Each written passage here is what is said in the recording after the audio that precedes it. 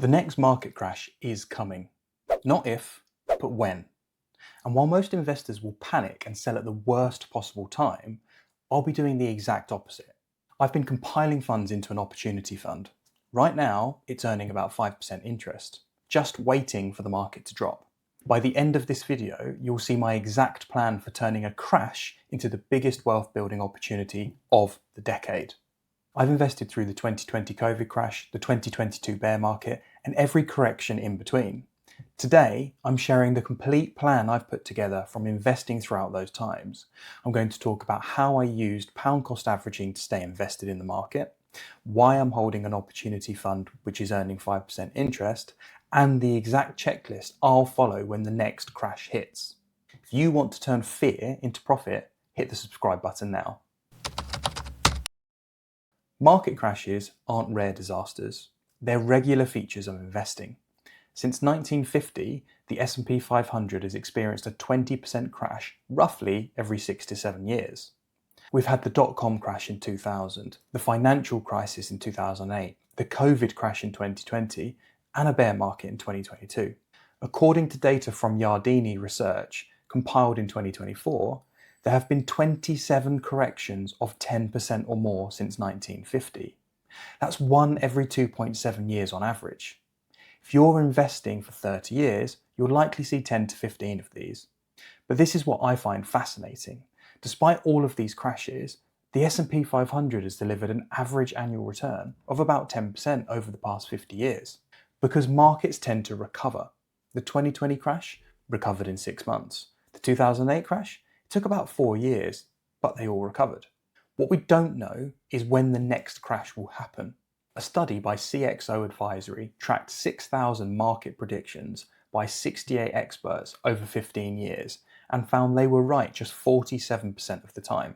That's worse than a coin flip. So my strategy isn't about predicting the crash, it's about being prepared for whenever it comes. You'll need to understand my core belief. Time in the market beats timing the market. And this isn't just my opinion, it's backed by decades of data. I invest a set amount every single month, regardless of whether the market is at an all-time high or in the middle of a crash. This is what's known as pound cost averaging. When prices are high, I buy fewer shares with my money. When prices are lower, I buy more shares with the same money. Fidelity did a famous study in 2023 analysing their best performing investors between the years 2003 and 2013. The best performers were people that had died and whose accounts just sat there untouched. The second best performers were people who forgot that they had accounts. The lesson I took from this is staying consistent and doing nothing beats trying to be clever. Now you might be thinking, but you're preparing for a crash, isn't that timing? Well, no, not quite. I'm not stopping my regular investments. My monthly investment keeps going into the market no matter what happens. The crash preparation is separate. It's just additional firepower. According to Vanguard's 2024 research, investors who maintained regular contributions through the 2020 crash saw their portfolios recover to new highs 6 months faster than those who paused contributions. Let me introduce you to my secret weapon, the Opportunity Fund. Mine's been building for a little while and it's earning 5% interest, so it's not being eroded by inflation. Opportunity Funds is strategic cash, money you've set aside specifically to deploy when markets crash. This is separate from my emergency fund. This money has one job: take advantage of fear when others are panicking. Warren Buffett famously said, "Be fearful when others are greedy and greedy when others are fearful." I absolutely love this logic. In a 30% crash, my regular monthly investment buys 43% more shares than normal. But if I can deploy extra capital at those prices, that single deployment could be worth more than 16 months of regular investing at normal prices. Over the past 18 months, I've been putting extra money aside on top of my regular investments. Now, not everyone can do this, but even an opportunity fund of £2,000 or £5,000 makes a difference, and you can continue to build it up over time. Here's the psychological edge this gives me. When markets crash and everybody's panicking, I'm calm because I have buying power ready. I'm not scrambling to find cash. I'm not having to sell other investments at a loss. I'm excited because I've prepared for this exact moment. When exactly do I deploy this opportunity fund? So I've got specific triggers. Trigger number 1, a 20% drop from recent highs. When a major index like the Nasdaq 100, S&P 500 or the FTSE 100 drops 20%, I deploy 25% of my opportunity fund. Why not all of it? Well, because it might drop further. Trigger number 2, a 30% drop from recent highs.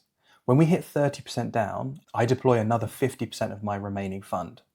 Trigger number 3, a 40% drop or more. If we ever hit this, I deploy everything that's left in the fund. Notice what I'm not doing. I'm not trying to buy at the exact bottom. A study by Putnam Investments in 2024 found that investors who tried to buy at the perceived bottom were wrong 73% of the time. I tried to remove the guesswork. But percentage drops aren't my only trigger. I also watch quality indicators. Is the reason for the crash temporary or fundamental? COVID crash, temporary shock, buy aggressively. Financial system collapse? Be more cautious. What's happening to quality companies? If businesses like Microsoft, Unilever, Visa are down 30% just because everything else is down, that is an opportunity. When that opportunity fund gets deployed, I've got a shopping list ready. I feel most comfortable with ETFs that I'm familiar with, such as the Nasdaq 100, S&P 500 or FTSE All World, and the FTSE 100 or Dividend Aristocrats. There are many other options here, but these are my preferences. 50% of whatever I deploy goes into the Nasdaq 100, S&P 500 or FTSE All World. During crashes, everything goes down. Buying a broad index means I'm guaranteed to capture the recovery of hundreds of quality companies at once. Historical data from Morningstar shows that in the 12 months following every major crash since 1980, broad market index funds recovered an average of 45%. My second priority, quality dividend aristocrats. These are companies that have paid and increased dividends for 25 years or more. Think of companies like Coca-Cola, Unilever, Diageo. 50% of my deployment also goes here. During crashes, their dividend yields spike. If a company normally yields 2.5% and its price drops 35%, suddenly it's yielding 3.8%. Plus, these companies have survived every crash before, so that's a good start. I have these tickers saved. When the crash comes, I'm not scrambling, I'm executing a plan I've already made with a clear head. Now, executing this plan when the crash actually happens is psychologically brutal. I need to be honest with you about this.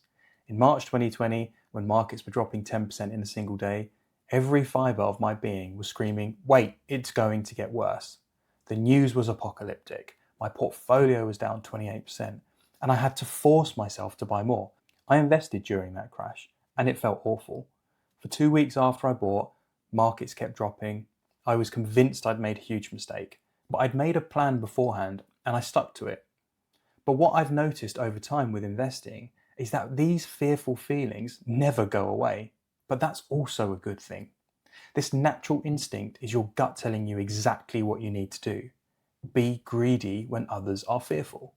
So what I've learned to do is I've written out my trigger points and investment allocations on a document saved on my desktop. When the crash comes, I don't think, I follow the checklist. During crashes, I stay away from the news as much as possible. During the 2020 crash, I muted my portfolio tracking apps for a month. I still executed my buys, but I stopped checking prices every day. The hardest thing, you'll look stupid for weeks or even months. Markets might keep dropping, people will tell you you're crazy, but the time to buy is when you're scared, because that's when prices can be at their best. So how do you build your own opportunity fund? So if you're investing £200 per month currently, keep investing £150 per month like normal, but redirect £50 per month into a separate high interest savings account. In 12 months, that's £600. In 24 months, that's £1,200. If you're investing £500 per month, consider doing £400 regular investing and £100 into the opportunity fund. And how much is enough? Minimum tier, 3 months of your regular investment amounts. Comfortable tier, 6 to 12 months. And aggressive, 1 to 2 years. Where should you keep this money? A high interest, easy access account. You'll want access to these funds immediately, so access is crucial. Avoid keeping it in your current account earning nothing. Even 4% of £5,000 is £200 per year. Start small if you need to. Even £25 per month builds to £300 in a year. When a 30% crash comes, deploying £300 at those prices could be worth £450 or more a year later. It's all relative, and getting into the habit of building up the opportunity fund is what's important. What if a crash never happens? Or what if it comes in 5 years' time? If I have £25,000 in savings at 5% for 3 years, it grows to about £28,900. If I've invested that into the market at 10%, it would be worth £33,275. I've missed out on about £4,375. I'm willing to accept that cost for the optionality. Think of it like insurance. My opportunity fund is insurance against missing the opportunity of a lifetime. The 2020 crash was a moment where deploying 25,000 could have turned into 45,000 or more within 18 months. That potential £25,000 gain far outweighs the £4,375 I might miss. Plus, the cash is earning 5% interest, so my purchasing power is being maintained. My regular investing is capturing the everyday market growth. The opportunity fund is just extra ammunition for exceptional circumstances. So how can you make this happen yourself? Step 1, open a high interest, easy access savings account to hold your opportunity fund. Step 2, calculate your current monthly investment amount, decide on a split and add it to your opportunity fund.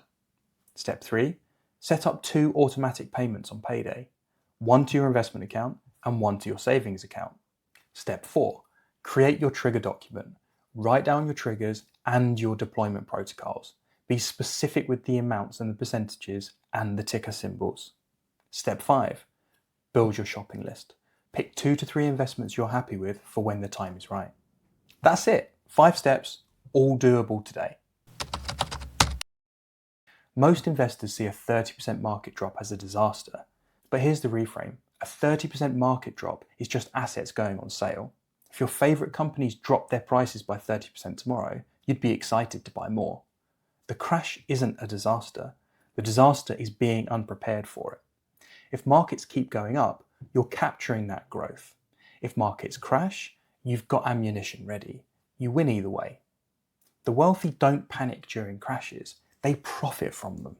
Not because they're smarter, but because they're prepared. If this strategy makes sense to you, drop a comment below. Let me know how much you're planning to keep in your opportunity fund, and smash that like button if you found this valuable. This really helps me to keep making content and growing this channel. I've put links in the description to the savings accounts and investment platforms that I use myself. The best time to prepare for a crash is before it happens. You can't control when the market will drop, but you can control whether you're ready for it. If you're ready to go deeper, check out the playlist I'm putting together here for you on the screen right now for more of my experiences with investing all in one place.